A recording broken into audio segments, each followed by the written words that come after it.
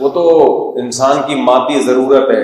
انسان ہمیشہ سے اپنی ضرورتوں کو پورا کرنے کے لیے زمین پہ تحقیق کر رہا ہے. یہ وہ ضرورتیں ہیں جو انسان کی، یہ وہ نالج ہے جو میری اور آپ کی مادی ضرورت کو پوری کرتی ہے. دیکھو ایک آسان سی مثال دیتا ہوں. نالج، علم کسے کہتے ہیں؟ آپ کو بھوک لگ رہی ہے اور آپ کو گھر میں پتا ہے کہ روٹی کہاں رکھی ہوئی ہے. یہ بھی علم ہے یا نہیں ہے؟ بھوکے کو پتا ہو کہ روٹی وہاں رکھی ہے، اور ایک ہے جس بھوکا ہے لیکن اس کو پتا نہیں کہ روٹی کہاں رکھی ہے. تو فائدے میں کون رہے گا؟ جس کو نہیں پتا ہوگا یا جس کو پتا ہوگا؟ جس کو پتا ہوگا. لیکن اس علم کا فائدہ کیا ہو رہا ہے؟ پیٹ بھر جائے گا اس کا، یہ فائدہ ہے. اب یہ سادہ سا علم ہے کہ مجھے پتا ہے کہ روٹی کہاں رکھی ہے. اسی علم کو آپ بڑھاتے چلے جائیں کہ مجھے پتا ہے کہ یہ روٹی بنتی کیسے ہے. یہ تھوڑی زیادہ درجے کی معلومات ہو گئی، کیونکہ اگر آپ کو روٹی بنانا ہی نہیں آئے گی تو روٹی وہاں رکھے گا کون جہاں آپ کو پتا ہوگا کہ روٹی رکھی ہوئی ہے. کیا خیال ہے بھائی؟ تو بنانے کا علم یہ تھوڑا سا اپر لیول کا ہو گیا. کیا خیال ہے؟ یہ آپ کی بیگم کے پاس ہوتا ہے یہ والی نالج. تبھی بیگم گھر پہ نہ ہو، آدمی بھوکا مر رہا ہوتا ہے یا ہوٹل سے منگوا رہا ہوتا ہے. چند دنوں تک ہوٹل کا کھائے گا تو السر ہو جائے گا اس کو. تبھی کہتے ہیں نا گھر کا کھانا کھاؤ، گھر کا کھانا کھاؤ. اس سے پتہ چلتا ہے کہ آپ کی بیگم کے پاس نالج آپ سے زیادہ ہے. لیکن آپ اس بیس پہ کبھی اپنی بیگم کو زیادہ فضیلت دو گے کہ یار اس کے پاس نالج ہے، یار میرے پاس نالج لو لیول کی ہے، مجھے پتا ہے یہاں رکھی ہوئی ہے. لیکن روٹی بنانا اس سے زیادہ پیچیدہ علم ہے. یہ کس کے پاس ہے؟ بیگم کے پاس. کیا ہو گیا ہے بھائی؟ بہت اس کی بیس پہ آپ ایسے وہ کلا بھی نہیں ملاؤ گے زمین آسمان. اس سے زیادہ تھوڑا پیچیدہ علم کہ روٹی جس چیز سے بنی ہے، جس کو گندم کہا جاتا ہے، اس گندم میں سے آٹا نکلا کیسے؟ اس آٹے کی روٹی بنی ہے نا، تو وہ آٹا کیسے بنا؟ یہ تھوڑا اور پیچیدہ علم ہے. یہ علم آپ کی بیگم کے پاس بھی نہیں ہے. یہ چکی کی جو مشینیں ہیں یا فلور ملے ہیں، یہ نالج ان کے پاس ہے کہ کیسے آٹے کو چکی میں یا مشینوں میں ڈالا جاتا ہے اور کیسے ان مشینوں سے آٹے کو بولو نا نکالا جاتا ہے، اور پھر آٹے کا بیڑا کیسے غرق کیا جاتا ہے. اس میں سے چھلکا الگ کر دیا، سوجی الگ کر دی، وغیرہ وغیرہ کر کے وہ جو وائٹ آٹا ہمیں ملتا ہے جس کے ربڑ کے پراٹھے ہم صبح روزانہ کھاتے ہیں، مزہ میں اسی میں آتا ہے. تو وہ سارے علوم ہے، یہ علم نہیں ہے. یہ کیا ہے؟ علوم. یہ کس کے پاس ہیں؟ یہ بیگم کے پاس بھی نہیں ہے، یہ فیکٹری والوں کے پاس ہے. جو فلور ملے ہیں ان کے پاس ہے یہ علم. علم تھوڑا اور پیچیدہ ہو گیا کہ نہیں ہو گیا؟ لیکن اس علم کا حاصل کیا ہے؟ پیٹ بھرنا، میری اور آپ کی توند بھرنا، بھوک مٹانا. حاصل یہی ہے نا؟ کیا خیال ہے؟ مجھے لگ رہا ہے آپ توجہ بالکل بھی نہیں کر رہے، اور ہم پیچیدگی کی طرف چلے جاتے ہیں. اس سے زیادہ پیچیدہ علم کون سا ہوگا؟ وہ علم ہوگا کہ بھئی یہ گندم کیسے وجود میں آتی ہے، یہ گندم وجود میں کیسے آتی ہے. یہ علم کس کے پاس ہے؟ کسانوں کے پاس، زمینداروں کے پاس. میرے اور آپ کے پاس نہیں ہے. مجھے اور آپ کو اگر کوئی کہے یار یہاں گندم کے پودے لگاؤ، ہو سکتا ہے بیڑا غرق کر دیں. ہم سے گملے میں نہیں لگتی گندم، انٹرنیٹ پہ دیکھ دیکھ کے کوشش کر رہے ہوتے ہیں کیا سے کیا بن جاتا ہے. عید کی خوشی نے دیوانہ بنا ڈالا، قمیض کا کپڑا تھا پجامہ بنا ڈالا. انٹرنیٹ پہ دیکھ کے جو قمیضیں بنانا سیکھتے ہیں نا، تو قمیض کے بجائے کیا بنا دیتے ہیں؟ پجامے. میں تو تجربے کرتا رہوں انٹرنیٹ پہ، چیز یہ بنایا انٹرنیٹ میں، وہ بنتا نہیں ہے بھائی، کچھ اور ہی بن کے آتا ہے سامنے. تو اس سے زیادہ پیچیدہ علم کون سا ہے؟ جو بھائی گندم اگانی کیسے، یہ کسانوں کے پاس ہوتا ہے، زمینداروں کے پاس ہوتا ہے. لیکن اس کا بھی حاصل کیا ہے؟ پیٹ بھرنا. یہ سب گھوم پھر کر آئیں گے ایک ہماری خواہش ہے بھوک، اس خواہش کو مٹانا. حاصل سب کا ایک ہی ہے. پھر اس سے زیادہ پیچیدہ علم کہ بھائی یہ جو گندم زمین میں بوئی جاتی ہے، پودا نکلتا ہے، اس کو آسان کیسے کیا جائے، اس پروسیس کو کہ محنت کم ہو، اس کا آؤٹ پٹ بہت زیادہ ہو. یہ پھر زرعی یونیورسٹیوں میں یہ علم پڑھایا جاتا ہے. کیا خیال ہے بھائی؟ اس میں یہ پڑھایا جاتا ہے یہ گوبر وابر کھاد واد کی بالکل ضرورت نہیں ہے، یوریا ڈالو. سمجھ رہے ہو؟ یوریا ڈالو بھائی، اور اس یوریا سے کیا ہوگا؟ یہ اتنی گندم پیدا ہوگی، یہ ہوگا وہ ہوگا. پھر بجائے بیل، کولو کا بیل بننے کے، بیل کو گھمانے کے ٹریکٹر ایجاد کر لیے. ٹریکٹر کیوں ایجاد کیے گئے؟ تاکہ بجائے اس کے کہ انسان ہل لے کے چلتا رہے اور بیلوں کے پیچھے کولو کا بیل بنا رہے، بھائی مشین سے کام کرو. تو اس ٹریکٹر کو ایجاد کرنے والے جو سائنسدان ہیں یا جو فیکٹریاں ہیں جو وہ بنا رہی ہیں، یہ علم اور زیادہ کیا ہو گیا؟ بولو، پیچیدہ. لیکن حاصل اس کا بھی کیا ہے؟ پیڑ بھرنا ہی. اینڈنگ پوائنٹ اس کا بھی کیا ہے؟ پھر ایک اور علم ہے کہ یار پیٹ تو بھر جائے لیکن اس کے سائیڈ ایفیکٹ. پیٹ تو پتھر کھانے سے بھی بھر جاتا ہے نا. کیا خیال ہے؟ بھوک لگ رہی ہو 2 پتھر کھا لیں آپ، ایسا پیٹ بھرے گا قیامت تک دوبارہ کبھی بھوک لگے گی نہیں. لیکن کھانے کی چیز ہے. پھر اسی گندم پہ ریسرچ کا ایک اور علم ہے کہ بھئی اس گندم سے کس کو فائدہ ہو سکتا ہے، کس کو نقصان ہو سکتا ہے، کن لوگوں کو زیادہ کھانی چاہیے، کن کو کم کھانی چاہیے، کن کو بالکل بھی نہیں کھانی چاہیے. اس کو میڈیکل سائنس کا علم کہتے ہیں، حکمت اور طب کا علم کہتے ہیں. اس پہ ڈاکٹر ریسرچ کرتے ہیں گندم میں اتنی کارب ہے، اتنا منرلز ہیں، اتنا آئرن ہے، اتنا میگنیشیم ہے. نہیں، ایک مثال دے رہا ہوں، آج کل کی گندم میں تو گندم بھی ہو بڑی بات ہے بھائی، تو یہ ہے اور فلانا ہے اور ڈمکانا ہے، لہذا شوگر کے پیشنٹ زیادہ نہ کھائیں، اور جو اپنی باڈی کو فٹ فاٹ رکھنا چاہتے ہیں وہ گندم کم کھائیں، جو زیادہ کھائیں. یہ علم بھی گھوم پھر کر ہماری خواہشات کی تکمیل ہی کا ذریعہ بن رہا ہے. تھوڑا سا پیچیدہ علم ہے. اس کا حاصل بھی کیا ہے؟ Life enjoyment. انسانوں کی زندگی ایک فل آف انجوائمنٹ ہو، فل آف یعنی مزے کی زندگی گزرے. خلاصہ یہی نکلا نا. تو یہ جتنے بھی مادی علوم ہے نا، ان تمام کا چاہے یہ سادہ ہو یا بہت پیچیدہ ہو، رزلٹ سب کا ایک ہی ہے کہ انسان کی لائف کو مزیدار بنایا جا سکے. تو جتنے بھی علوم ہیں، چاہے وہ ہلکے ہوں، پیچیدہ ہوں، چاہے اس میں راکٹ سائنس استعمال ہوئی ہو، سب کا خلاصہ. ابھی دیکھو مارس پہ پہنچنے کی باتیں ہو رہی ہیں نا. سنا ہے کسی لڑکی نے اپنے آپ کو وقف کیا ہے کہ مجھے مریخ پہ بھیجا جائے. زمین کے سب سے قریب مریخ ہے نا. تو واللہ عالم اس خبر مستند ہے یا نہیں. ایک صاحب بہت ویڈیوز دیکھتے ہیں ناسا کی، وہ کہتے ہیں کہ کوئی بچی یا لڑکی ہے، اس نے کہا ہے کہ مجھے مارس پہ بھیجا جائے، واپسی کا کوئی چانس نہیں ہے، لیکن میں قربانی دینے کے لیے تیار ہوں کہ بھئی وہاں کتنے دن زندہ رہا جا سکتا ہے. اب یہ خبر حقیقت میں ہے یا نہیں ہے، واللہ عالم. جب تک 100% یقین نہ ہو میں کسی خبر کو اوتھینٹک نہیں کہتا. مجھے کسی نے بتایا ہے ایسا، ہم فرض کر لیتے ہیں یہ خبر سچی مچی کی ہے. پہلی بات، جب یہ خبر پھیلے گی تو پاکستان کے بہت سارے لڑکے بھی قربانی دینے کے لیے تیار ہو جائیں گے کہ ہمیں بھی کمپنی کے لیے ساتھ میں بھیج دیا جائے. ہم چاہتے ہیں آپ اکیلی نہ مرو، جینا مرنا ہم ساتھ رکھیں. میں نے ان سے کہا کہ اگر یہ خبر صحیح نکلی تو ہمارے بہت سے پاکستانی نوجوان بھی یہ قربانی دینے کے لیے تیار ہو جائیں گے. آپ بھی تیار ہو جائیں گے. وہ ایک دفعہ یہ جو ریمن ڈیوس کا کیس نہیں ہو گیا تھا، ریمن ڈیوس کا کیس ہوا تھا یا اس سے پہلے کی بات ہے. تو وہ ایک گوری آئی، انگریز خاتون آئی، پتہ نہیں کوئی انکوائری کے لیے کیا تھا اس کا. تو پھر وہ کوئی پریشان ہو گئی تھی. تو پاکستانی لوگوں نے نا، اس وقت میڈیا اتنا فاسٹ نہیں تھا، تو پاکستانی لوگوں نے کچھ میمز بنانا شروع کر دی، اس کو رشتے کی ضرورت ہے، یہ بیچاری اکیلی ہے.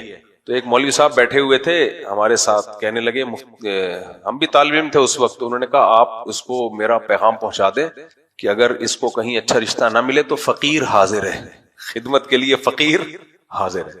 تو ہمارے حضرت مفتی رشید احمد صاحب کو پتا چلا، مولوی صاحب نے یہ کہا ہے نا کہ اگر کوئی اس کو اچھا رشتہ نہ ملے تو اس خدمت کے لیے فقیر حاضر ہے. تو حضرت نے ان کا نام بھی فقیر رکھ دیا. جب بھی حضرت تشریف لاتے کہتے ہیں وہ فقیر کہاں ہے. تو پاکستانی قوم، اچھا یہ بھی میں اس کو پازیٹیو لیتا ہوں، جو خوش لوگ ہوتے ہیں نا، جو خوش مزاج ہوتے ہیں، وہی لائف کو انجوائے کرتے ہیں. اور یہ اتنے گندے ہیں نہیں جتنا بنا کے پیش کیا جاتا ہے. انگریز اتنا بڑا ٹھرکی ہے نا، تمہاری سوچ جہاں ختم ہوتی ہے، خدا کی قسم انگریز کی ٹھرک وہاں سے شروع ہوتی ہے.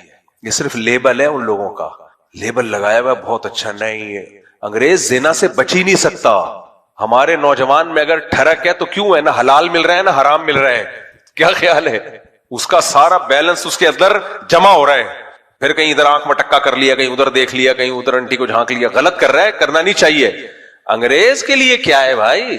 بالغ ہونے سے پہلے زنا کرنا شروع کرتے ہیں. وہ بالغ ہونے سے پہلے ان کی ٹھرک کا ہم سوچ نہیں سکتے، وہ نہیں گزارا کر سکتے. وہ 50 سال میں شادی کرتے ہیں، اس سے پہلے وہ بہت لائف کو انجوائے کر چکے ہوتے ہیں. 20 لڑکیوں سے ان کے حرام تعلقات، اور اب لڑکیاں پوری کر کے لڑکوں پہ سیٹ ہونے شروع ہو گئے ہیں. وہ بھائی بدنام ہوتے ہیں ہماری قوم.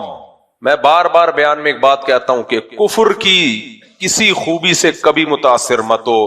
جب اس خوبی کی ڈیپتھ میں جاؤ گے تو پتا چلے گا اس خوبی کی بیس خوبی نہیں ہے, کوئی برائی ہے, اور وہ خوبی تمہیں دیکھنے میں خوبی نظر آ رہی ہے.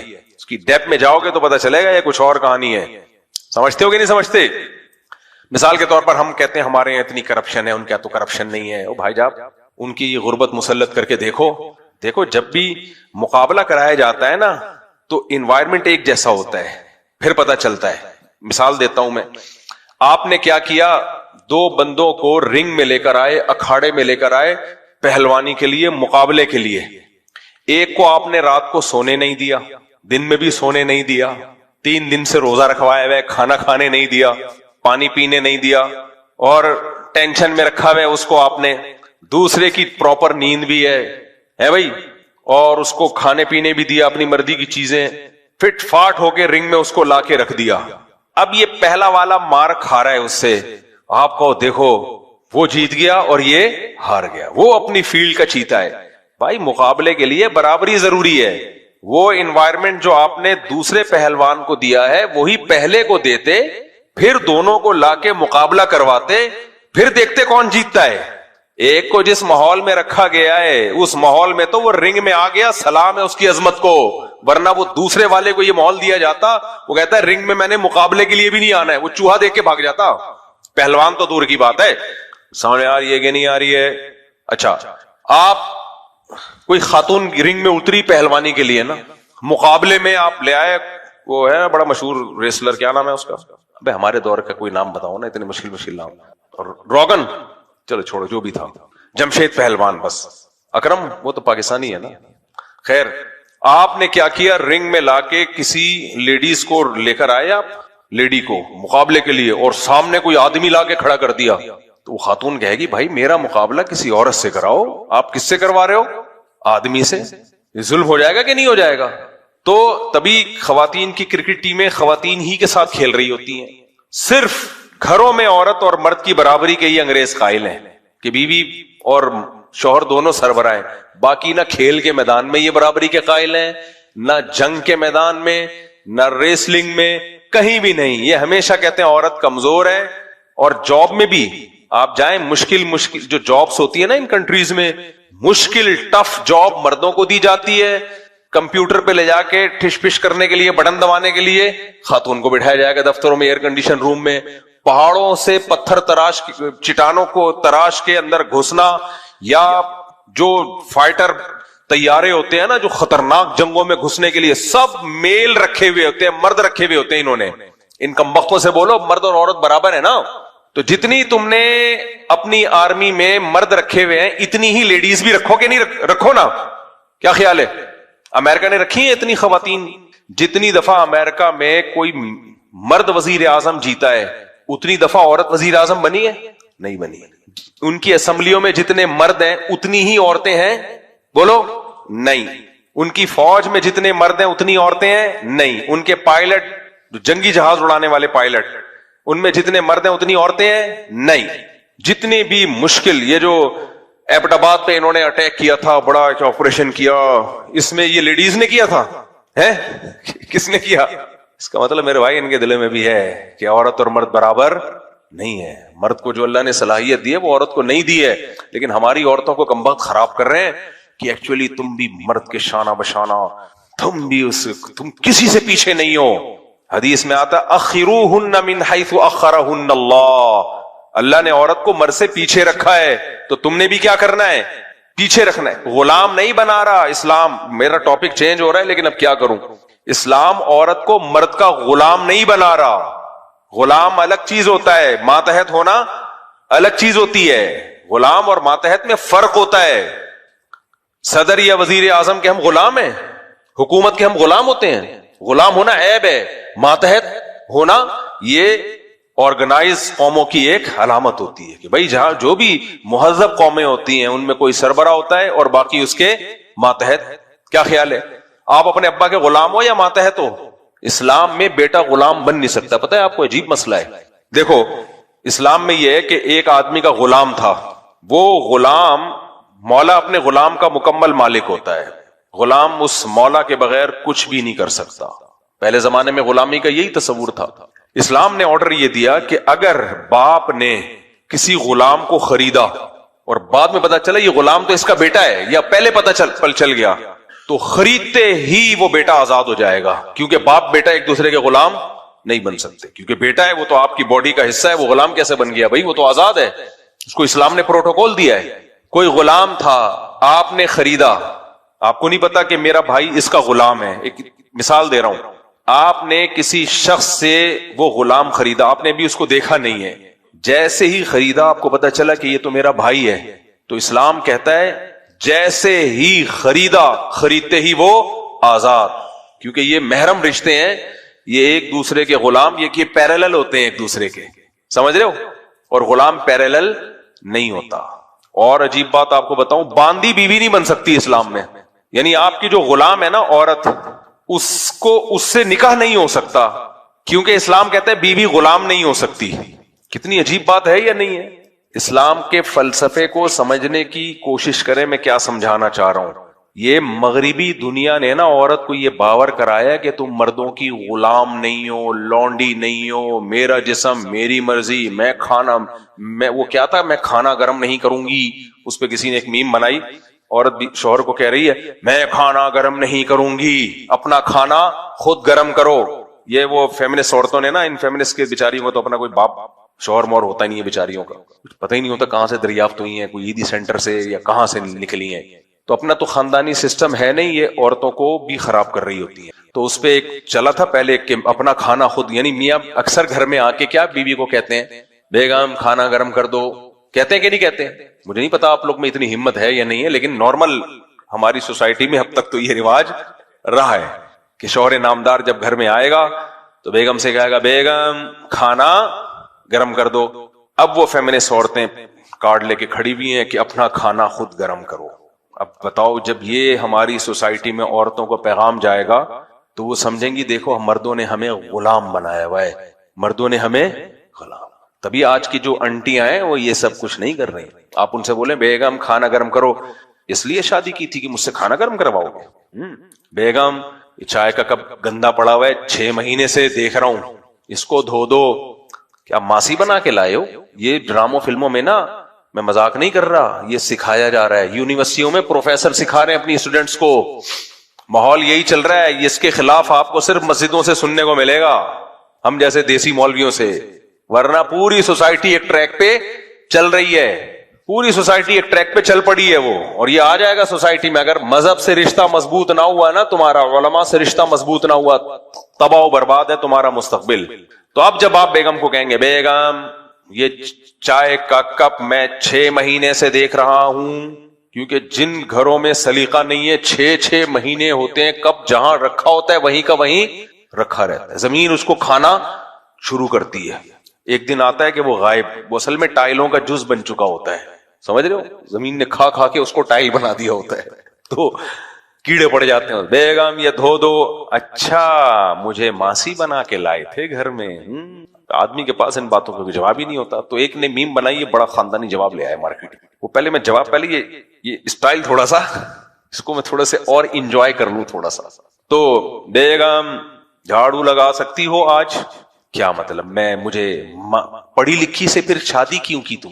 اگر یہی سب کچھ کروانا تھا تو کوئی ماسی تلاش کر لیتے۔ ایسے ایسے ڈائلگ ہے نا، دھواں نکل جائے آدمی کے، ناک سے دھواں، کانوں سے دھواں، پاگل ہو جائے آدمی۔ شادی شدہ آدمی پھر اچھلتا کودتا ہے۔ بھائی ٹینشن مت لو، اب وہ میم جس نے بنائی ہے اس نے جواب ایسا دیا، میں نے کہا یار یہ تو خاندانی کام کر دیا۔ تو وہ بیگم آئی، اس کو بول رہی ہے کہ وہ کہہ رہا ہے کہ کھانا، وہ کہہ رہی اپنا کھانا خود گرم کرو، کہہ رہا ٹھیک ہے۔ بیگم ایک دن آئی، 6 انڈے لا دو، خود انڈے لے کر آؤ، بل جمع کرا دو، اپنا بل بولو خود جمع کراؤ، بچوں کی فیسیں جمع کرا دیں، اپنے بچے خود سنبھالو۔ تو اس نے کہا وہ کھانا گرم کر دیتی، وہ ہلکا کام تھا۔ کیا خیال ہے؟ اسلام نے کتنا پروٹوکول دیا ہے عورت کو یار، گھر میں رہ کے کھانا پکانا، اپنے میاں کو کھلا رہی ہے، وہی تو تمہارا کچھ لگتا ہے، اسے محبت کرو، سربراہ مانو۔ دیکھو اپنے سے طاقتور کو سربراہ ماننے میں انسان فخر محسوس کرتا ہے، اپنے سے کمزور کو باپ بنانا بہت مشکل کام ہے، بےغیرتی ہے یہ۔ اگر اسلام عورت کو حکم دیتا عورت کو سربراہ مانو، مشکل ہوتا عورت کے لیے کہ میرے پیرالل ہے، میں کیوں اس کو سربراہ مانوں؟ اسلام نے کہا تو اپنے شوہر کو سربراہ مانو، یہ تو فطرت ہے. دیکھو ہم اپنے ماں باپ کی غلامی میں ذلت محسوس کرتے ہیں یا عزت جس کو اپنے پیر و مرشد پہ فخر, میں تو پیر کی جوتیوں کی خاک کے برابر بھی نہیں, فخر محسوس کرتے ہیں نا. میں تو غلام نہیں بھی ہوتے, غلام کہنے میں فخر محسوس کرتے ہیں. تو جو بھی آپ سے سپیریئر ہوتا ہے, تبھی ہمارے حضرت مفتی رشید احمد صاحب رحمہ اللہ تعالیٰ فرمایا کرتے تھے کہ میں کسی کا احسان نہیں لیتا. نا صرف احسان لینے میں مزہ کس کا ہے؟ اپنے استاذوں کا, جنہوں نے ہمیں پڑھایا, علم دیا, وہ ہمارے محسن ہیں. ماں باپ اور جو ہمارے خاندان کے بڑے ہیں وہ ہمارے محسن ہیں, اور اپنے مشائخ جن سے ہم نے دین سیکھا. فرمایا اس کے علاوہ کسی کا احسان لیتے ہوئے زمین میں گڑ جاتے ہیں. وہ پھر ایک شعر پڑھا کرتے تھے, لَنَقْلُ الصَّخْرِ مِنْ قُلَلِ الْجِبَالِ أَحَبُّ إِلَيَّ مِنْ مِنَنِ الرِّجَالِ, کہ میں پہاڑوں پہ چڑھ کے پتھر اٹھا کے لے کر آؤں, یہ محنت مزدوری کر کے اپنا پیٹ بھروں, یہ مجھے اس سے زیادہ محبوب ہے کہ لوگوں کا احسان لوں میں, کہ کوئی میری مدد کر رہا ہو مالی اور مجھے پیسے دے رہا ہو اور میں کھا رہا ہوں. نہیں آئی سمجھ میں؟ لیکن کہتے ہیں ہاں ماں باپ کا احسان, وہ تو انہوں نے پالا ہے ہمیں بھائی, ماں نے دودھ پلایا ہے. ماں اگر تعاون کر رہی ہے, امی نہیں میں کسی کا احسان نہیں لیتا, ماں رکھ کے چماٹ لگائی, ماں ایک تھپڑ لگائی. غیرت لیس انسان, گالی کو انگلش میں کر دو نا تو وہ تھوڑی سیٹ ہو جاتی ہے. غیرت لیس کا مطلب بھی تو بے غیرت ہی ہے نا. غیرت لیس انسان, تجھے شرم نہیں آتی؟ میں تجھے عید پہ ایک تحفہ دے رہی ہوں, گفٹ دے رہی ہوں, پیسے دے رہی ہوں, اور تو کہہ رہے میں کسی کا احسان نہیں لیتا. تو مجھے بتاؤ یہ استغنا ہوگا یا تکبر ہوگا؟ بولتے کیوں نہیں؟ تکبر ہے. یہ ہمارے حضرت فرمایا کرتے تھے استغنا اور تکبر میں ایک باریک لکیر ہے. عام آدمی یہ فرق نہیں سمجھ پاتا, لیکن یہ بہت بالکل دونوں 180 ڈگری پر ہیں. استغنا کسے کہتے ہیں؟ خودداری. یہ لفظ تھوڑا گاڑا لفظ ہے عربی کا, اس کو یاد کر لیں کیونکہ یہ میرے بیانات میں, علماء کے بیانات میں بہت آتا ہے یہ لفظ. شریعت میں ایک حکم ہے استغنا, غنی سے نکلا ہے. غنا کسے کہتے ہیں؟ بے پرواہی, سر اٹھا کے جینا, خودداری, کسی کے ٹکڑوں پہ نہ پلنا. سمجھ میں آ رہا ہے کہ نہیں آ رہا؟ اسے کیا کہتے ہیں عربی میں؟ بولو نا, استغنا. بہت سے لوگ دیکھیں ابے ہم کسی کے ٹکڑوں پہ نہیں پلتے, اپنا کھاتے ہیں, اپنا سر اٹھا کے جیتے ہیں. تو ایسا کہتے ہوئے آدمی برا لگتا ہے یا اچھا لگتا ہے؟ اچھا لگتا ہے. ابے کسی, حالانکہ پل رہے ہوتے ہیں, کبھی کسی سے ادھار لے کے آئے ہوئے ہوتے ہیں, لیکن خیر اچھا یہی لگتا ہے ابے کسی کے ٹکڑوں پہ نہیں پلتے. سسرال کو کیسے تانے دے, بیگم کوئی بات کرتی ہے نا, میرے ابا نے کہا ابے تیرے ابا کا نہیں کھاتا میں, صحیح ہے نا, اپنا کھاتا ہوں. پہلے زمانے میں اس طرح کی بڑی وہ بہن کے گھر جاؤ تو پانی کا گلاس بھی نہ پیو, ایسا نہ ان لوگوں کا احسان ہو جائے. اس طرح کی ریت روایات تھیں, یہ کچھ ضرورت سے زیادہ تھیں, لیکن یہ بڑا فخر سمجھا جاتا تھا بھائی کسی کا نہیں کھاتے. لیکن اب تو بہت ہی بے غیرتی مارکیٹ میں آ گئی ہے, کھاتے ہی بیگم کا ہے. مہر 25,000, کیا ضرورت ہے تمہیں اس تکلف کی یار؟ 25,000, 24,500. ابے ساڑھے کو پورا کر لیتا, 25 کر لیتا یا 24 کر لیتا. ساڑھے پتہ نہیں کیا کس نے بتا دیا, 21,000 روپے. کیا مہر چل رہا ہے یار. خیر مہر تو اتنا ہوگا, اور جہیز لاکھوں روپے کا وہ پہلے سے آگے سیٹ ہو جائے گا, وہ پہلے سے آگے سیٹ ہو جائے گا. مہر میں معافی کا امکان بھی ہے, جہیز میں معافی کا کوئی چانس نہیں ہے, وہ چونکہ ایڈوانس میں آ جاتا ہے گھر میں. اٹ از کالڈ بے غیرتی, اٹ از کالڈ بے غیرتی. یہ چل رہی ہے. اب کسی نے کی بھی ہو تو بھائی میں معذرت چاہتا ہوں, توبہ استغفار کریں, اللہ غفور رحیم ہے, معاف کرنے والا ہے. پہلی رات ہی جس بستر پہ سوتے ہیں نا وہ بیگم کا ہوتا ہے, سمجھ رہے ہو؟ جس بستر پہ پہلی رات سو رہے ہوتے ہیں, اللہ میاں نے کہا تھا نان نفقہ شوہر کے ذمے ہے, مرد کے ذمے, تاکہ مرد کا ہاتھ اوپر رہے, سپیریئر رہے. تو نان نفقے میں تو بھائی گھر کا فرنیچر سب سے پہلے آتا ہے. بیگم جب آئے گی تو زمین پہ تھوڑی بیٹھے گی, کھانا تو بعد میں ہوگا, پہلے تو بیٹھے گی نا کہیں صوفے پہ یا کرسی پہ. تو نان نفقے میں بنیادی ضرورتیں, ان بنیادی ضرورتوں میں کھانے سے بھی پہلے کیا ہے؟ فرنیچر ہے نا آج کل کے عرف کے مطابق. تو وہ بیٹھتی اپنے صوفے پہ ہے, پہلے دیکھ رہی ہوتی میرے ابا نے جو جہیز دیا تھا وہ پہنچ چکا ہے, ہاں پہنچ چکا ہے. تو وہ جس بستر پہ سوتی ہے وہ آپ کا نہیں ہے, تکیہ آپ کا نہیں ہے, چادر آپ کی نہیں ہے, رضائی آپ کی نہیں ہے, پنکھے بھی اب تو میرا خیال ہے سسرال سے آ رہے ہیں. یہ بے شرمی ہے یار. دیکھو بے شرمی کو بے شرمی ہی کہا جائے گا نا. میں آپ لوگوں کی باتیں کرنے کے لیے تو نہیں بیٹھا, جو حقیقت ہے وہ بیان کرنا. یہ عربوں میں نہیں ہے یہ بے غیرت. اس طرح آپ یہ کے پی کے دیہاتی علاقوں میں چلے جائیں, وزیرستان اور یہ جو ناردرن ایریاز ہیں ان میں بھی نہیں ہے یہ. میں نے یہ تجزیہ کیا ہے جن پہ بھی انگریزوں نے حکومت کی یا ہندوؤں کے ساتھ رہے, جہیز وہی ہے, آپ کو اسی قوم میں ملے گا جہیز. جہاں انگریزوں کے قدم نہیں پوری طرح جمے یا ہندوؤں کے ساتھ زیادہ عرصہ نہیں رہے, وہاں جہیز ہے ہی نہیں, ابھی بھی نہیں ہے. خیر میں جہیز پہ چلا گیا, میں تو بغیرتی کی مثالیں دے رہا تھا. وہی آیا نا, ایک آدمی نے کسی کو بولا کتا, تو اس نے کہا یار کتے سے یاد آیا آپ کے والد صاحب کی طبیعت کیسی ہے. تو بغیرتی سے مجھے کیا یاد آیا, جہیز یاد آ گیا. تو خیر دیکھو استغنا کسے کہتے ہیں؟ سر اٹھا کے جینا. یہ ڈائلاگ لوگ بولتے ہیں اب کسی کے ٹکڑوں پہ نہیں پلتے, اپنا کھاتے ہیں اپنا کماتے ہیں, یہ استغنا ہے. یہ کیا ہے؟ استغنا. یہ استغنا لفظ نہیں ہے, لفظ ہے استغنا. یہ یاد کر لو, استغنا بہت زبردست صفت ہے. اللہ بھی غنی ہے تو اللہ کو غنا پسند ہے, استغنا پسند ہے. من یستغنی یغنیہ اللہ, حدیث میں آتا ہے جو استغنا چاہتا ہے اللہ بھی اس کو استغنا دے دیتا ہے. جو چاہتا ہے کہ میں لوگوں کے ٹکڑوں پہ نہ پلوں, ہاتھ نہ پھیلاؤں, اللہ بھی اسے سر اٹھا کے جینے کی توفیق دیتا ہے. میں حدیثوں کے ترجمے کرتا ہوں آج کی زبان میں. اب میں حدیث کا ترجمہ کروں, جو استغنا چاہتا ہے اللہ اس کو استغنا دے دیتا ہے. بہت سے لوگوں کے سر پہ گزر جائے گا. اس کا آسان با محاورہ ترجمہ کیا ہوگا؟ جو سر اٹھا کے جینا چاہتا ہے اللہ اسے سر اٹھا کے جینے کی توفیق دیتا ہے. نام لوگوں کے سامنے ہاتھ پھیلاؤ, جو چاہتا ہے اللہ اس کی مدد کرتا ہے. لیکن یہی استغنا اگر باپ کے سامنے ہو, ابا کہہ رہے ہیں چل بیٹا تیرے نمبر اچھے آئے, یہ لے 1000 روپے. آپ کا ابا کسی کے ٹکڑوں پہ نہیں پلتا. مفتی صاحب کا میں نے بیان سنا ہے, سر اٹھا کے جیو, یہ 2000 میری طرف سے آپ لے لو. واجب الچماٹ ہوگے کہ نہیں ہوگے؟ باپ کے دل پہ آرے چلیں گے, بولیں کمبخت جس اسکول میں تو پڑھا ہے نا اس کی فیسیں میں نے بھری ہیں, پیدائش کا خرچہ میں نے اٹھایا ہے, اس کے بعد تیری اماں تجھے دودھ پلاتی تھی وہ فری میں تھا, لیکن تیری اماں کو جو میں ڈبل دودھ پلاتا تھا وہ فری میں نہیں آئی سمجھ میں. تیری اماں کو میں 2 کلو بھینس کا دودھ پلاتا تھا تو تجھے 1 چھٹانک پلاتی تھی وہ. آج کل کی صحتوں کے حساب سے بات کر رہا ہوں نا میں. بھائی خواتین ناراض نہ ہو, میرا اسٹائل ہے یہ. بھائی صحتیں ایسی چل رہی ہیں کہ 2 کلو دودھ, دیکھو ابھی چھوڑو یار زیادہ آگے نہیں جاتے ہیں. خیر تو تیری اماں نے جو تجھے دودھ پلایا وہ بھی کس کے خرچے پہ پلایا ہے؟ تیری اماں کو کھلایا کس نے ہے بھائی؟ میں نے کھلایا. وہ صبح 2 پراٹھے کھاتی تھی, 4 انڈے کھاتی تھی, اس کے بعد تجھے پھر جس دن 4 کے بجائے 2 انڈے ہو گئے نا یا پراٹھا آدھا ہو گیا, اس دن اس کو چکر آتے تھے, بے ہوش ہو کے گر جاتی تھی. ڈاکٹر بھی لکھ کے ڈاکٹروں کو دیکھو لکھ کے دے رہے ہوتے ہیں یہ والے ایسے, یہ والے ڈبے کا دودھ دیکھ نہیں ہوتے اس کے میاں بیچارہ کیا کرے گا یار. جو غریب لوگ ہیں وہ کہے گا یار میں اس کو کیا پلاؤں میں, تو اتنا کچھ لکھ کے دے رہے ہوتے ہیں. ایکچولی کھجور میں نا وہ ہوتے ہیں میگنیسیم ہوتی ہے کھجور میں, کھجوریں کھایا کریں اور یہ کھایا کریں اور وہ کھایا کریں. تو ڈاکٹر صاحب پیسے بھی ساتھ میں تھوڑا سا غریب آدمی کو دے دیا کریں. اس لیے میں غریبوں کے لیے الگ پیکج لے کے آیا ہوں.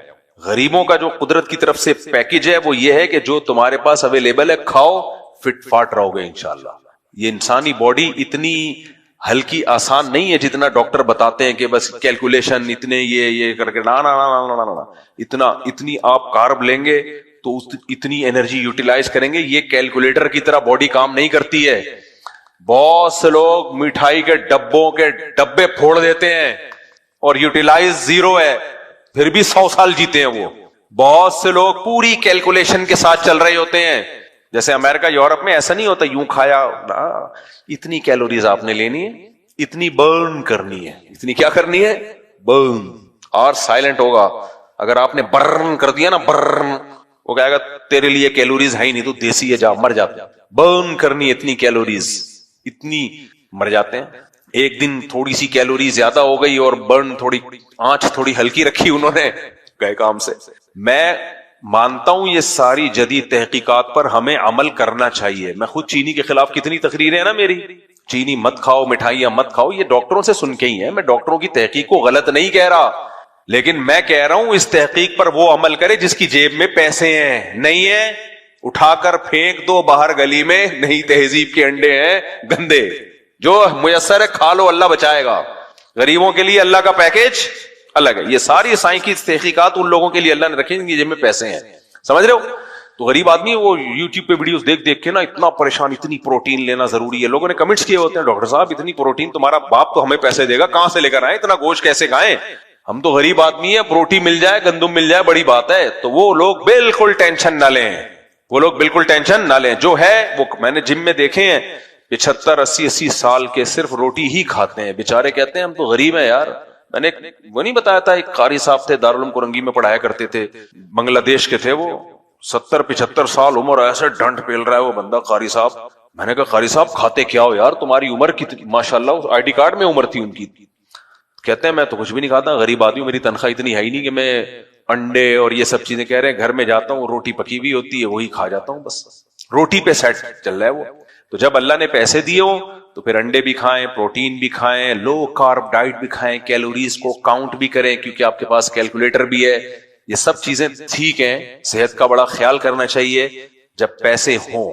نہیں ہے تو آپ یقین کر لو, میں اپنے شیخ کا 20 دفعہ واقعہ سنا چکا ہوں. حضرت کو ڈاکٹروں نے کہا اپنی اہلیہ کو آپ سیب کھلائیں, انار انگور کھلائیں, ان میں وائٹامنس کی کمی. حضرت فرماتے ہیں میں اٹھ کے آ گیا, یہ نہیں کہ ڈاکٹر کے سامنے بیٹھے ہائے میرے پاس تو پیسے ہی نہیں ہے ڈاکٹر صاحب, نہ مخلوق کے سامنے اپنی حاجت کو ظاہر نہیں کرنا. حضرت کہتے ہیں میں نے ڈاکٹر سے کہا بہت شکریہ آپ کا, بہت اچھا لگا آپ سے مل کے, بہترین مشورہ دیا آپ نے. گھر آ کے بیگم سے کہا جو بھی تھا حساب کتاب, بھائی پیسے کہاں ہیں, انار ایسے ہی چلو. تو میرا حال ابھی 95-99 سال میں ان کا انتقال ہوا ہے بغیر سیب. وہ بعد میں اللہ نے مالی وسائل بہت دے دیے تھے لیکن اس وقت تو کچھ بھی نہیں تھا. تو حضرت فرماتے ہم نے سوچا ڈاکٹر کا علم اپنی جگہ ٹھیک ہے, لیکن اگر ہمارے لیے ضرورت انار انگور ہوتی تو اللہ ہمیں انار انگور کے پیسے دیتا. نہیں دیے اس کا مطلب اللہ اسی میں ہماری ضرورت پوری کرے گا. میرے شیخ مفتی رشید احمد صاحب کی صحت آپ دیکھ لیتے ہیں, ایسی خاندانی صحت رکھی ہوئی تھی. آپ کی سوچ, پہلوانوں کو گرا دیا کرتے تھے, ان کے واقعات ہیں, پیٹ ذرا سا بھی نکلا ہوا نہیں تھا, ذرا سا بھی, ایسے سیدھے بالکل. خوراک کیا تھی, ایک طویل عرصے تک روٹی کھائی ہے. آخر عمر میں پھر حضرت کو جب اللہ نے پیسہ دیا تو پھر تو حضرت کا بڑا VIP ناشتہ ہوتا تھا. لیکن حضرت کہتے ہیں زندگی بھر ہم صبح ناشتے میں وہ روٹی اور اس میں تھوڑا سا پودینے کا وہ خشک چھڑک کے بس وہ روٹی کھاتے تھے, وہ ناشتہ ہوتا تھا ہمارا. تو اس طرح زندگی گزاری, فٹ فاٹ تھے. ہم اپنے باپ دادا ہوں, میں تو بلوچستان دیکھ کر آیا ہوں, 90 سال کے بوڑھے کیا کھا رہے ہیں, کہہ رہے ہیں روٹی کھاتے ہیں. بھائی ہم یہاں جنگل میں کیا کھائیں, بکری کا دودھ پی لیتے ہیں, روٹی کھا لیتے ہیں, بس زندگیاں نکل گئی. پتہ نہیں وائٹامن سی کہاں سے مل رہا ہے, وائٹامن سی نہ گندم میں ہے نہ بکری میں. ڈاکٹر کہتے ہیں اتنا وائٹامن سی ایک مقدار ہے ڈیلی آپ کو چاہیے, کیونکہ یہ باڈی میں اسٹور نہیں ہوتا. صحیح تحقیق ہے, میں غلط نہیں کہہ رہا اس تحقیق کو, تبھی تو میں لیمن کا واٹر پیتا ہوں ڈیلی, بڑا فریش ہوتا ہے آدمی. لیکن یہ سارے سائنسی اصول بلوچستان میں نے دیکھا ٹوٹ گئے. 90 سال کے بزرگ کہتے ہیں بھائی ہمیں کہاں سے وائٹامن, وہ کو پتا بھی نہیں, ABCD آتی بھی نہیں ہے بیچارے کو. کہہ رہے ہم تو بھائی یہی دودھ پی دیتے ہیں, بکریاں چر کے آتی ہیں, دودھ پی لیا, روٹی کھا لی, اور یہی والی روٹی, وہ کون سا کوئی الگ سے کوئی روٹی ان کی مل رہی ہے. تو بس اس لیے غریب آدمی کو بالکل بھی ٹینشن بولو نہیں لینی چاہیے. تو اتنا انسانی باڈی اتنی بہت پیچیدہ ہے, یہ اس کا پورا پڑھنا سمجھنا اس کو ممکن نہیں ہے. خیر, تو استغنا اچھی چیز ہے. استغنا کیا ہے, اچھی چیز. لیکن آپ کے ابا کے سامنے آپ استغنا برتو تو یہ استغنا نہیں, یہ کیا کہلائے گا, تکبر. کیوں, اپنی اوقات سے آگے نکل رہے ہو. ماں آپ کو کہتی ہے بیٹا تیرے ابا مجھے جیب خرچی دیتے ہیں, اس میں سے میں نے ابو کی پینٹ میں سے میں نے کچھ جیب خرچی میں سے کچھ ابو کی پینٹ سے بچا کے, خاتون نے پراپرٹی خریدنی نا پوری شوہر کی پینٹ سے, تو میں کچھ پینٹ سے پیسے نکالا کرتی تھی اور کچھ پاکٹ منی ملتی تھی, وہ پوری نہیں ہوتی تھی, کچھ پینٹ سے بھی نکال لیا کرتی تھی. بیٹا یہ میرے پاس کچھ پیسے جمع ہوئے تو چل تو ایسا کر یہ لے لے پیسے. آپ کو میں نے آج تک سر اٹھا کے میں جیا ہوں, کسی کے ٹکڑوں پہ نہیں پلتا. ماں کے دل پہ آرے چلیں گے کہ نہیں چلیں گے, ہیں ساری زندگی تو میرے ٹکڑوں پہ پلا ہے, گودوں میں اٹھا کے گھومتی رہی ہوں. ایک سیکنڈ ماں بچے سے غائب ہوتی ہے نا, اف کیا ادھم مچاتا ہے بچہ یار. میں تو کہتا ہوں ماں کا صرف ایک یہی پہلو اتنا پازیٹیو ہے نا, یہی پہلو, بچہ صرف اسی کو یاد کرے نا تو ساری زندگی ماں کے قدموں میں گرا رہے. وہ اپنے بچوں کو دیکھا کرو, بس واش روم میں جائے گی نا تمہاری بیوی, بچے کی حالت دیکھا کرو, وہ وہاں نہیں بیٹھنے دیتا ماں کو. ایک ایک سیکنڈ کے لیے بڑا ہو کے کوئی میجر بن گیا, کوئی کرنل بن گیا, کوئی 18ویں گریڈ کا آفیسر, کوئی یونیورسٹی میں پروفیسر بن گیا, تو اس کو اپنی وہ دیہاتی ماں سب سے زیادہ بری لگ رہی ہوتی ہے. پڑھ لکھ گیا نا, وہ بیچاری پڑھی لکھی نہیں ہے, وہ پڑھی لکھی نہیں ہے, تو وہ بیچاری وہی دیسی اسٹائل کی ہے. تو جو خاندانی لوگ ہوتے ہیں نا, عزت دار لوگ ہوتے ہیں, وہ اپنا وہ زمانہ یاد رکھتے ہیں. اپنے بچوں کو دیکھ کے ان کو یاد آ جاتا ہے. ایک سیکنڈ کے لیے بچہ ماں سے دور نہیں ہوتا. کہیں چلی جائے گی, ہمیں تو یاد ہے ہماری اماں کہیں ادھر ادھر کہیں جیسے اپنی کوئی فرینڈ سے ملنے, سہیلی سے ملنے چلی گئی, ہم جب اسکول سے گھر آتے تھے, اماں کہاں ہیں, 3ری 4تھی کلاس میں تھا, 2ری کلاس میں مجھے یاد ہے, اماں کہاں ہیں بھائی, وہاں گئی ہوئی ہیں, اٹھا کے برتن اٹھا کر کے پھینکتے تھے. بہت غصہ آتا تھا, اماں کیوں نہیں ہے بھائی, یہ سب بچوں کا ہوتا ہے, بھول جاتا ہے انسان بڑا ہو کر. اماں لوگ کہتے ہیں ابا ہیں, ابا کا کیا کر رہے ہیں, ڈانٹ ڈپٹ کریں گے بلا وجہ. ابا کی بھی خدمت ہوتی ہے لیکن وہ سامنے نظر نہیں آ رہی ہوتی نا, اماں تو ہر وقت گود سے چپکا کے رکھتی ہے. تو یہ سب چیزیں انسان بڑے ہو کر بھول جاتا ہے. انگریز تو بہت ہی زیادہ بھولتا ہے, اسے تو کوئی ہے ہی نہیں ماں سے لگا ہوا. تھوڑا بہت ہوتا ہے, ایک دفعہ مل لیے, تھوڑا سا مام یوں کر کے نکل لیے پتلی گلی سے.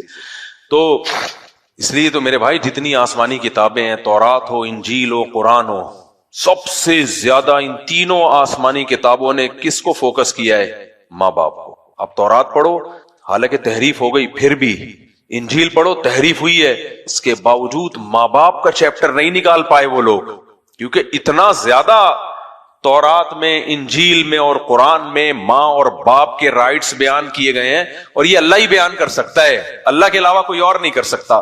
کیوں نہیں کر سکتا؟ وجہ اس کی ہے کہ آپ کبھی بھی وہ قانون نہیں بناؤ گے جو سب سے پہلے آپ کے اوپر اپلائی ہو رہے ہو. اگر انگریز قانون بنا دے, ماں باپ کا احترام کرو, اسمبلیوں میں قانون پاس ہو جائے, جس نے باپ کو گھر سے نکالا حکومت اس کو گھر سے نکال دے گی, تو اسمبلیوں میں سب لوگوں نے اپنے ابا کو اولڈ ہاؤس میں جمع کرایا ہوا ہوتا ہے, تو کبھی بھی وہ قانون نہیں بنائیں گے. اس لیے سپیریئر اللہ کی ذات ہے, اللہ قانون بناتا ہے سب انسانوں کو دیکھ کے. خیر میں ٹاپک کی طرف آتا ہوں. تو میں کیا کہہ رہا تھا کہ استغنا اچھی چیز ہے اور تکبر بری چیز ہے. یہ ٹاپک چلا یہاں کیسے آیا, آپ کو اسی سلسلے میں بیٹھا گیا. ہاں وہ تو فرق بتایا تھا. تو میں کہہ رہا تھا جو, ہاں اس مجھے سربراہ والی بات سے یاد آیا کہ جو آپ سے بڑا ہوتا ہے نا, آپ کے جس کو آپ ذہنی طور پہ بڑا مان لیتے ہو, اس کا احسان لیتے ہوئے انسان کو ذلت محسوس نہیں ہوتی. جس کو آپ نے ایک دفعہ بڑا مان لیا, ذہنی طور پہ قبول کر لیا یہ ہمارے بڑوں میں ہے, پھر اس کا احسان, جیسے باپ کو ذہنی طور پر انسان بڑا مانتا ہے, ابا کچھ دیں گے تو انسان کو فخر ہوتا ہے میرے باپ نے دیا یہ. آپ جب یونیورسٹیوں میں جاتے ہیں, آپ کو وہاں سے کوئی ایوارڈ ملتا ہے, سنبھال کے رکھتے ہیں, بھائی میرے لیے آنر کی بات ہے, کیونکہ یونیورسٹی کو آپ نے سپیریئر مان لیا کہ آپ کا تعلیمی ادارہ ہے. وہاں ٹیچر نے آپ کو کوئی ایوارڈ دیا, میرے لیے فخر کی بات ہے. فوج میں کسی آفیسر نے ماتحت کو کچھ ایوارڈ دیا, کچھ فائدہ دیا, میرے لیے فخر کی بات ہے. یہ انسانی فطرت ہے. چھوٹا جب آپ پر احسان کرتا ہے نا, اگر وہ اس کو خدمت کہے گا تو آپ لوگے, احسان کہے گا تو نہیں لے گا آدمی. بات سمجھ میں آ رہی ہے؟ چھوٹا جو ہے نا, چھوٹا جو آپ سے چھوٹا ہو, وہ بھی تو بعض دفعہ احسان کر دیتا ہے. کیا خیال ہے, آپ بیمار تھے, وہ اپنی گاڑی میں ہاسپٹل ڈال کے لے گیا آپ کو, اگر وہ اس کو یہ کہے میں نے آپ پر احسان کیا ہے, آپ اگلی دفعہ اس کی گاڑی میں نہیں جاؤ گے. اگر وہ کہے میں نے آپ کی خدمت کی ہے, پھر آپ کہو گے یار ماشاءاللہ, ایسے خدمت گزار اللہ سب کو دے. فرق سمجھ میں آ رہا ہے؟ ٹیکنیکل پوائنٹ کی باتیں اللہ کرے کھوپڑی شریف میں اتر جائے. کیوں؟ خدمت کرنے سے وہ خادم بن گیا, اور چھوٹا کہہ رہا ہے وہ اپنے آپ کو. تو یہ استغنا کے خلاف نہیں ہے. استغنا ہے سر اٹھا کے جینا, خدمت میں تو آپ اور سر اٹھا کے جیو گے, ابے میرے تو اتنے سارے خادم ہیں. لیکن اگر وہ اسی پہ لیبل لگا لے, میں نے آپ پر احسان کیا, اس دن آپ کی بائک پنچر ہو گئی تھی, اپنی بائک پہ آپ کو لے گیا, میرا احسان ہے, تو اس کا مطلب کیا ہوا؟ وہ آپ کو کمتر دکھانے کی کوشش کر رہا ہے. انسان کی فطرت ہے, نیچر ہے, اور یہ بالکل ٹھیک نیچر ہے, وہ اپنے سے کمتر سے اپنے آپ کو کمتر سمجھنے میں ذلت محسوس کرتا ہے. یہ تواضع نہیں ہے, یہ ذلت ہے. سمجھتے ہو؟ اسی لیے اپنے ماتحتوں سے جو احسانات لیے جاتے ہیں اس کو خدمت کہا جاتا ہے, کیونکہ وہ ماتحت اس کرنے سے آپ کے خادم بن جاتے ہیں, اور خادم جتنے زیادہ ہوں اس میں آپ کی عزت اتنی زیادہ ہوتی ہے. سمجھتا ہے کہ نہیں سمجھتا ہے؟ تبھی اپنے بڑوں پر جو بھی ان کو فائدہ پہنچاتے ہیں نا, آپ اس کو خدمت کہا کرو کہ میں نے اتنی خدمت کی ہے. یہ نہیں کہا کرو میں نے احسان کیا ہے. یہ سامنے والے کی پھر بے عزتی ہے اس میں, خدمت کا لیبل لگے گا اس پہ. اب میں اصل ٹاپک کی طرف آتا ہوں. اللہ میاں نے مرد کو بنایا سربراہ اور عورت کو کہا کہ تم اپنے شوہر کی خدمت کرو گی, احسان نہیں کرو گی. کیا کرو گی؟ بولو, خدمت. اور شوہر کو کہا کہ تم اپنی ذمہ داری پوری کرو گے, وہ تو جزاک اللہ, وہ تو ذمہ داری ہے ہی, لیکن تم اس پر احسان بھی کرو, تم اس پر احسان بھی کرو, اضافی خرچ کرو اس کے اوپر. اب یہ ظلم عورت پہ اس وقت ہوتا جب احسان اس ذات سے کروایا جا رہا ہوتا جس کو عورت سپیریئر نہیں سمجھتی. جیسے ماں باپ کو شریعت نے حکم دیا اولاد پر احسان کرو, یہ احسان اردو والا احسان ہے, ورنہ عربی میں احسان کا مطلب کچھ اور ہے. کوئی اعتراض کر سکتا ہے کہ قرآن نے یہ بھی تو کہا کہ ماں باپ کے ساتھ احسان کرو. بھائی وہ احسان کا مطلب کچھ اور ہے, اردو میں احسان کا مفہوم کچھ اور ہے. میں اردو والے احسان کی بات کر رہا ہوں. تو عورت ذہنی طور پر کیونکہ سامنے مرد ہے نا اس کا میاں, تو وہ سپیریئر مینٹلی سمجھتی ہے اس کو. تو اگر اس کو سربراہ اس کا بنا دیا جائے اور کہا جائے تم اس کے ماتحت, تو اس میں عورت ذلت محسوس نہیں کرے گی. اور آسان مثال دیتا ہوں, 18ویں گریڈ کے شخص کو آفیسر بنا دیا اور 11ویں اسکیل کو ماتحت بنا دیا, تو 11ویں اسکیل والا ذلت محسوس کرے گا؟ نہیں محسوس کرے گا. لیکن 18ویں والے کو آپ ماتحت بنا دو, 11ویں اسکیل والے کو آپ سربراہ بنا دو, تو اس کی تو بڑی بے عزتی ہے بھائی. تو یہ عزت ذلت کا تعلق اس سے نہیں ہے کہ کس کو ماتحت بنایا جا رہا ہے, کس کو سربراہ بنایا جا رہا ہے. اس کا تعلق اس سے کہ جس کو سربراہ بنایا جا رہا ہے وہ سربراہ بننے کا اہل ہے بھی یا نہیں ہے, اس کے گریڈ اوپر کے ہیں کہ نہیں ہے. آپ کو میری باتیں سمجھ میں نہیں آ رہی ہوں گی, لیکن جو ہماری این جی اوز جو فساد پھیلا رہی ہے نا ہماری سوسائٹی میں, ان کو بہت اچھی طرح سمجھ میں آ رہا ہے کہ یہ مفتی طارق مسعود مولوی, دیسی مولوی, اس نے ہمارے نظریات کے پرخچے اڑا دیے ہیں. آپ کو سمجھ میں نہیں آ رہی ہوں گی.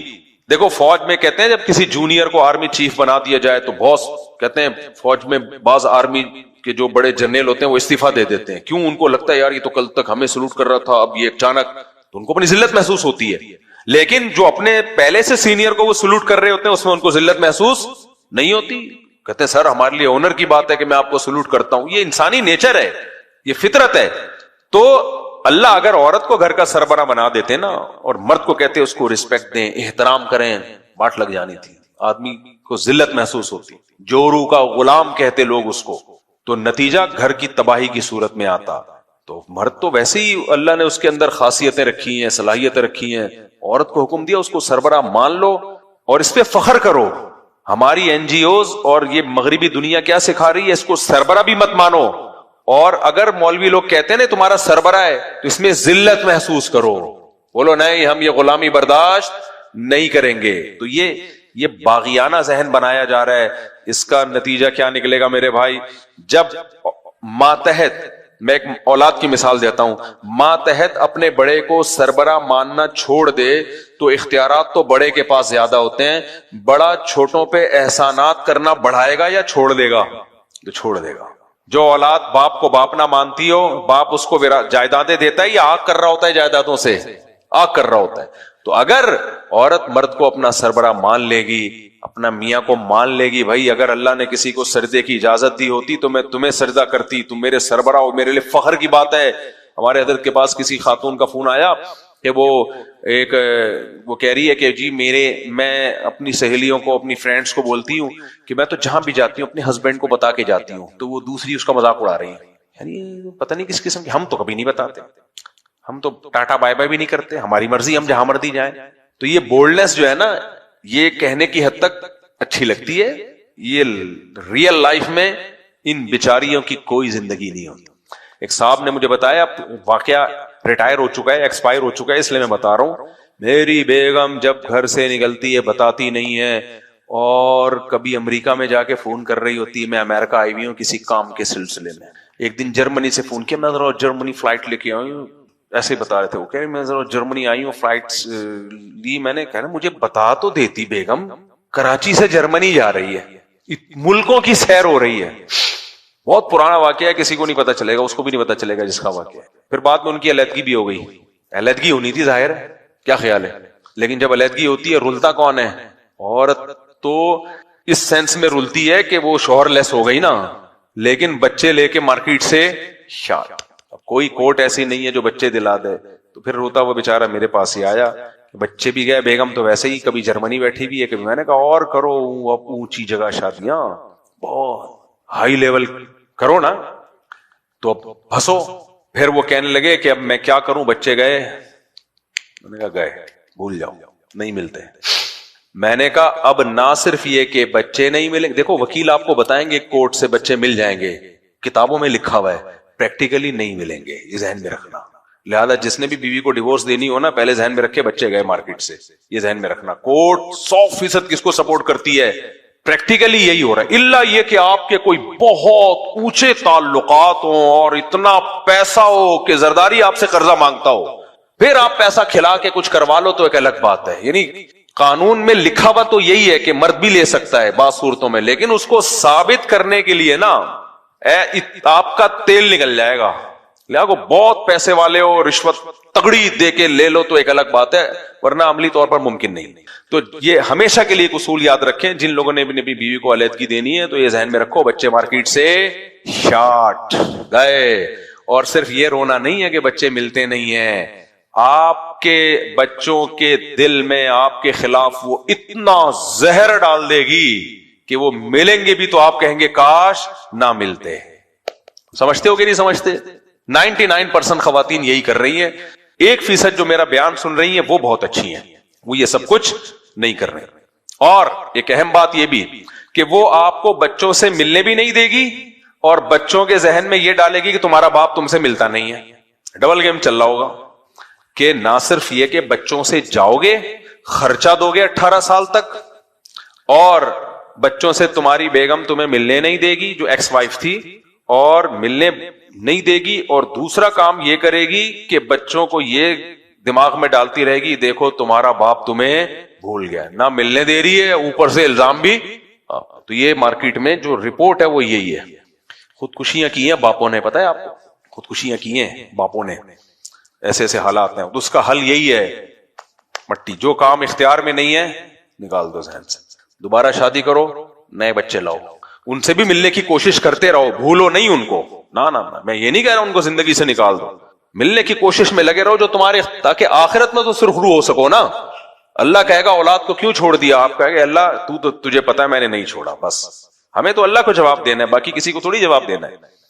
تو یہ پہلے سے دماغ میں بٹھا لو کہ آج کل یہ ہو رہا ہے مارکیٹ میں, تو اس لیے رشتے بچا کے رکھو, بہتر یہی ہے میرا خیال ہے. مت دو طلاقوں کے, پہلے شادی سے پہلے دیندار لڑکیاں تلاش کرو جو یہاں تک نوبت ہی نہ آئے.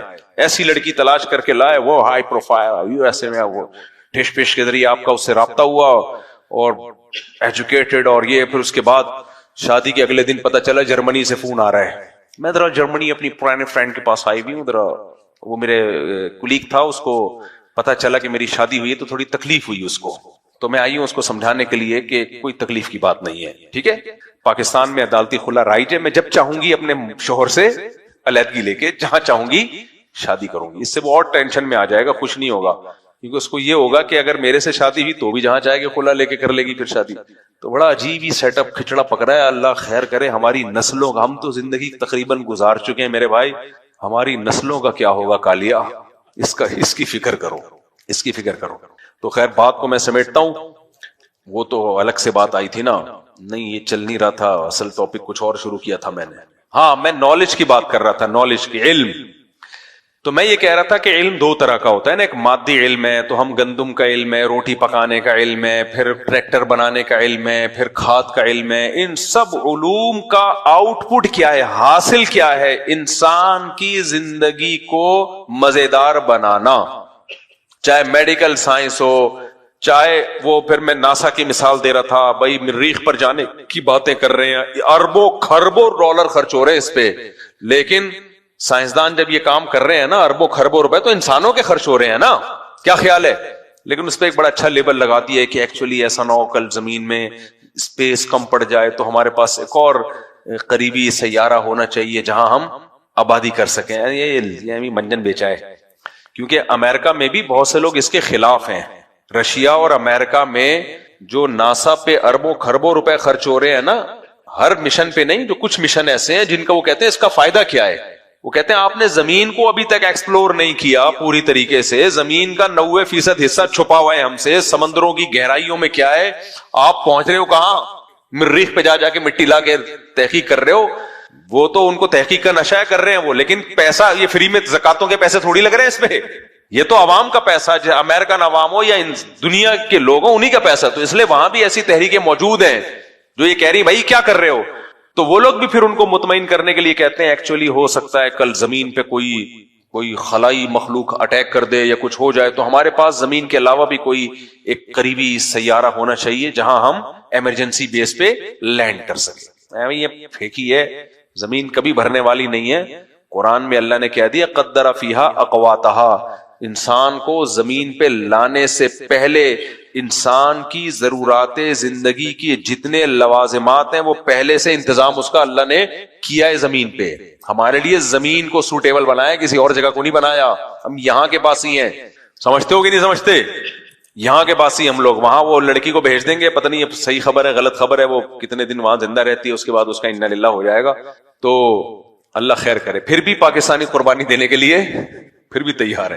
اچھا خیر, تو یہ علم وہ ہے جو مادی علم کہلاتا ہے, جو ہماری خواہشات کی تکمیل کا بولو ذریعہ بنتا ہے. یہ بھی ضروری علم ہے, میڈیکل سائنس کا علم ہے, جن میں دو علم سب سے زیادہ اہم ہیں. یعنی پہلے زمانے میں تو ایک ہی علم تھا, میڈیکل سائنس کا بہت زیادہ تھا, باقی علوم زیادہ ترقی نہیں کی ان علوم نے, لیکن اب تو بہت سارے علوم ہیں.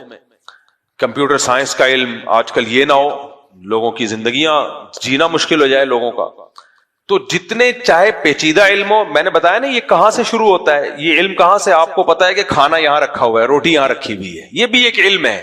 اور اس کو پیچیدہ کرتے چلے جاؤ, مریخ پر جانے کی باتیں, پھر سیارے جات, پھر شٹل بنا لی, یہ سب چیزوں کا حاصل ایک ہی ہے, میری اور آپ کی زندگی کو خوشگوار بنایا جائے.